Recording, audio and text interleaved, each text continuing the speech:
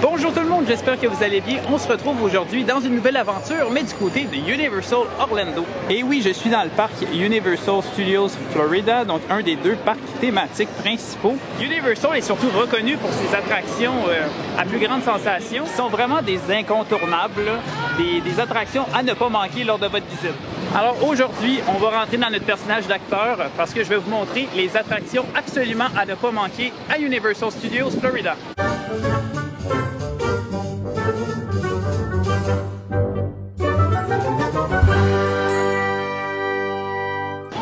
Mon premier arrêt, vous pouvez difficilement le manquer parce qu'on le voit à partir de l'extérieur du parc, c'est le Hollywood Rip Ride Rockit. Elle date déjà de quelques années, mais était super innovatrice à l'époque parce qu'on pouvait sélectionner notre propre musique qu'on allait écouter pendant l'attraction. Parce que oui, on parle de rock'n'roll, de Rip Ride Rockit, mais vous allez pouvoir sélectionner votre style musical puis pour compléter l'attraction, pour avoir une expérience géniale. Vous noterez sa montée totalement verticale.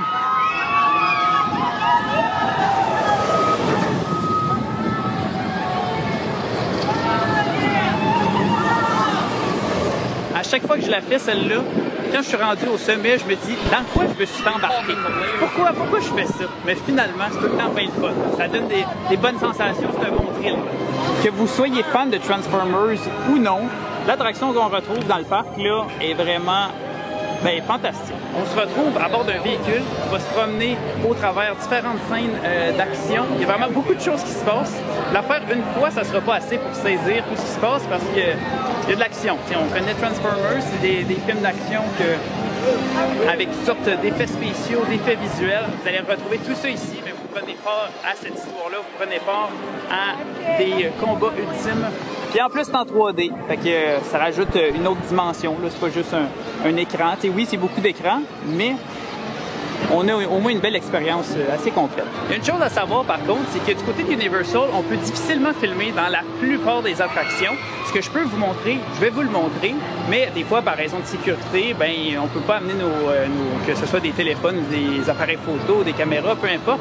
Donc, c'est plus compliqué. Mais c'est pas grave, ça vous donne une bonne raison de venir à Universal, pour les essayer. On s'approche de la prochaine attraction qui est absolument à faire du côté du parc de Universal Studios. J'ai nommé Revenge of the Mummy. Ici aussi, on est dans un style montagne russe, mais intérieur. Puis, c'est plus que juste une montagne russe. Il y a des audio animatroniques qui sont rajoutés là-dedans, donc des figurines animées. Il y a certains effets visuels avec des écrans, des projections. Il y a du feu, il y a vraiment tout plein, des beaux effets. Donc, il va y avoir des moments plus tranquilles à découvrir les trouvailles archéologiques. Mais bam, à certains moments, la vitesse reprend et on est transporté par une malédiction. Essayez-le. Je vous le dis. Je vous le recommande. Un autre incontournable pour moi, peut-être pas pour tout le monde, c'est l'attraction de E.T. Adventures où est-ce qu'on peut rencontrer notre extraterrestre favori. Pour moi, je l'adore parce que c'est une attraction classique d'un film classique, justement. Ici, là, on parle pas d'une sensation forte. On embarque à vélo avec notre ami E.T. qui va nous faire voler au travers des beaux paysages, au travers de la forêt même. Et on va se rendre sur sa planète. D'ailleurs, pourquoi je suis en train de marcher par là? On va aller la faire. E.T. Go to Tikli. Hurry.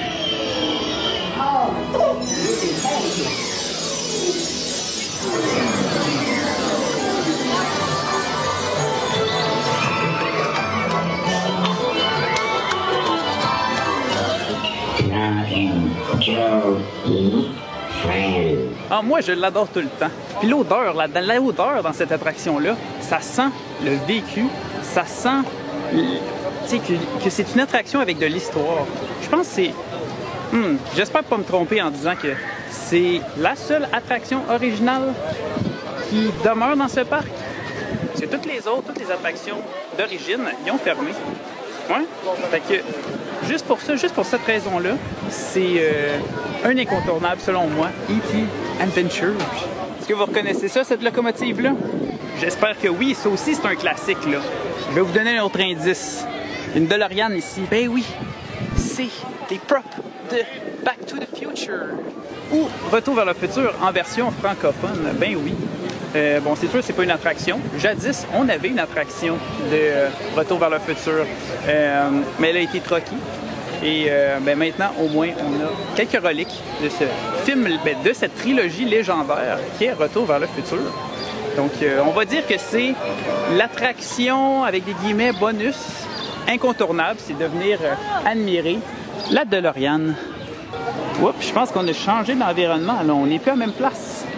Ben oui, on est rendu dans le populaire land des Simpsons qu'on retrouve du côté du parc Universal Studios Florida. C'est quand même très bien fait parce que tous les icônes de Springfield sont représentés. Donc on avait la taverne de Moe's, on a le Quickie Mart, on a même l'usine à bière Duff.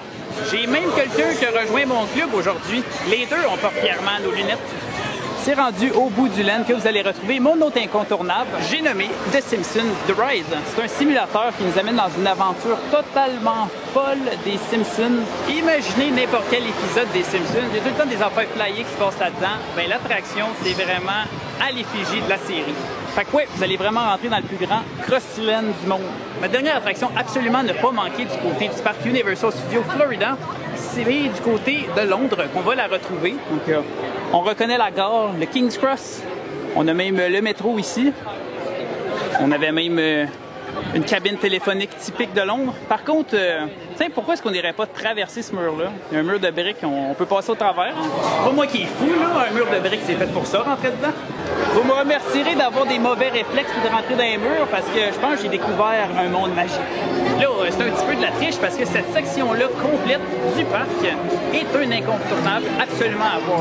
Le souci du détail est absolument incroyable par rapport à toutes les autres sections du parc. Ils ont vraiment mis le paquet ici. Chaque détail, chaque brique, chaque trace au sol, tout est vraiment réfléchi.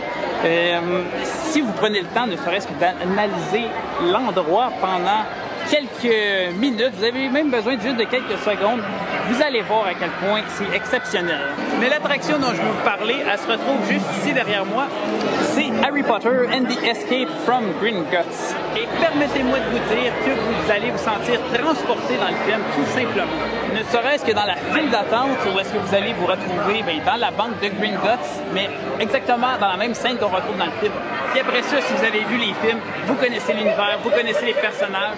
Le type d'attraction, il est vraiment unique parce que c'est un mélange entre une montagne russe, parce que c'est sur rail, puis on a des montées, on a des descentes. Par contre, il y a également des scènes où est-ce qu'on est presque immobile. Puis là, ben oui, c'est avec des écrans, mais il y a comme plusieurs éléments de l'histoire qui se passent. Je ne veux pas vous révéler les punch, fait que je demeure flou, mais celle-là, là, peu importe le temps d'attente, allez-y. Puis là-dessus, le temps d'attente est quand même raisonnable. Aujourd'hui, on est en début mai, 25 minutes d'attente pour cette attraction-là.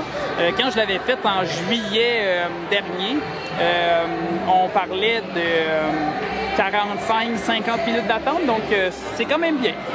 Ouf, de retour dans la réalité.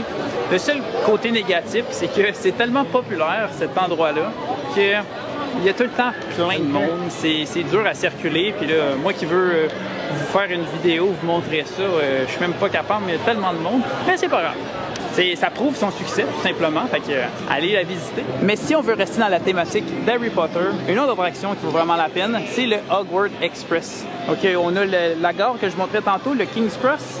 Ben, on a l'entrée juste ici. Ça, c'est le fameux train qui va venir relier les deux sections d'Harry Potter. Donc, du côté du parc Universal Studios, on a Diagon Alley. Du côté de Islands of Adventure, on va retrouver Hogsmeade. Donc, cette attraction-là est parfaite pour venir unir les deux portions des histoires de Harry Potter qu'on retrouve du côté de Universal.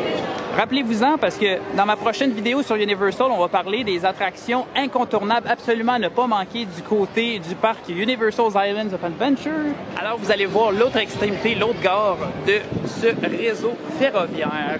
Le seul élément par contre qui est vraiment important, et là-dessus je vais être sérieux, il vous faut, non je ne serai pas si sérieux que ça, c'est juste le conseiller voyage en moi qui parle, mais pour faire cette attraction-là, étant donné qu'elle unit les deux parcs, il faut avoir l'option Park to Park qui est rajoutée au billet. Si on a les billets standards qui permet l'accès à un parc par jour, bien, malheureusement, on n'aura pas accès à cette attraction-là. Qui pourtant est vraiment super cute, et il faut la faire. Fait que moi, je vais vous dire, tu sais, pour la différence de prix, rajouter l'option Park to Park, c'est pas... quelques dizaines de dollars par billet. Là. Fait que c'est pas si cher que ça. Fait que vraiment, ça vaut la peine de rajouter l'option pour pouvoir avoir accès à cette attraction-là. Puis c'est la façon la plus épique de faire du Spark Up entre les deux parcs, de passer d'un parc à l'autre, c'est vraiment avec le train, avec le Hogwarts Express. C'est déjà tout pour aujourd'hui. J'espère que vous avez aimé cette vidéo. J'ai même eu le droit à une envolée de pigeons à l'instant. C'est magnifique, ça finalise la vidéo parfaitement. Mais si vous êtes à la planification de votre prochain séjour vers le Universal Orlando ou même Universal à Hollywood, ben, vous pouvez me contacter au maxime@voyagesenchanté.com. Ça va me faire un réel plaisir de vous aider dans la planification de votre séjour. Je suis conseiller en voyage qui est spécialisé dans ces destinations-là. Donc, je vais pouvoir vraiment vous fournir toutes les... Il y a un autre pigeon un peu plus qui m'attaquait. Mais je vais pouvoir vous fournir toutes les... J'ai perdu mes idées là, à cause du pigeon. Mais oui, je disais donc en tant que conseiller en voyage spécialisé en destination de Universal, je vais pouvoir vous partager mon expérience, les nombreux restaurants que j'ai essayés, les attractions, est-ce que ça va plaire à la famille ou non, c'est quoi les grandeurs minimales requises, etc. Même on va pouvoir regarder les différents hôtels qui sont absolument magnifiques ici du côté de Universal. Alors pour votre prochain séjour, c'est pas compliqué, contactez-moi au maxime@voyagesenchanté.com. Mes services sont 100% gratuits. Bye tout le monde!